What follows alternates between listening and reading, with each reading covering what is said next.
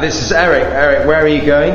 Right, well shortly I'm going to be cycling across the Himalayas. So I fly out to Delhi, have another internal flight in India from Delhi to Kulu, and then I cycle 400 miles from Manali to Leh in the Kingdom of Ladakh. And how long will the trip take? I'll be away for 2 weeks, but the actual cycling part of it is 10 days cycling, and during that I cover 400 miles. We climb up to the highest road in the world, which is over 18,500 feet, but the total climb will be 35,000 feet. So I think it's the same as cycling from London to Edinburgh, but having a rendezvous with a jumbo jet at 35,000 feet over Berwick-on-Tweed. So a little jaunt then? It'll keep me quiet, I think, for 2 weeks. Where are you going to sleep? Well, when we're actually on the journey, there aren't any hotels, guest houses, hostels even, so that we'll be sleeping in tents at the side of the road. So why are you doing this? I'm doing this for 2 reasons. First of all, when you start talking about the Himalayas, it's because they're there and I want to go across them.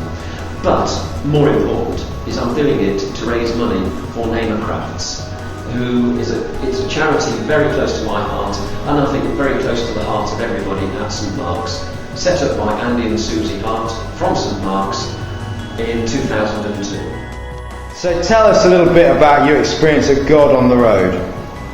Right, when I was cycling from Italy back to Harrogate 2 years ago, it all started out as very much a physical journey, 1,171 miles, I remember them all very well.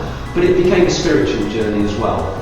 And that started on my second day as I was leaving Italy, and I'm cycling up this long valley towards the Alps, and I can see at the end of the valley a huge wall, a massive mountain. And all the time as I'm cycling towards this, I'm thinking, how on earth am I going to cycle up that? And the closer I got, the worse it looked, and it became looking like the north wall of the Eiger.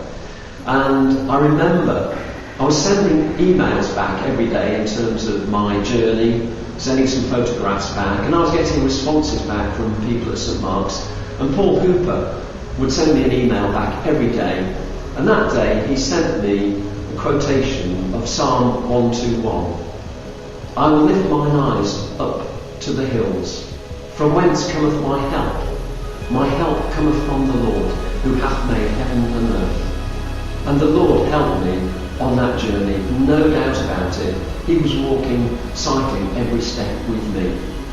And then as I started to go up the Sangotard Pass, and you're going up to over 7,000 feet, and I'm beginning to feel the effects of the shortage of oxygen, and you're going up at quite steep angles, and I'm panting for breath. A hymn came to me as well, which was "Breathe on me, breath of God, fill me with life anew." And I was absolutely filled with the breath of God, and it was a wonderful, wonderful experience.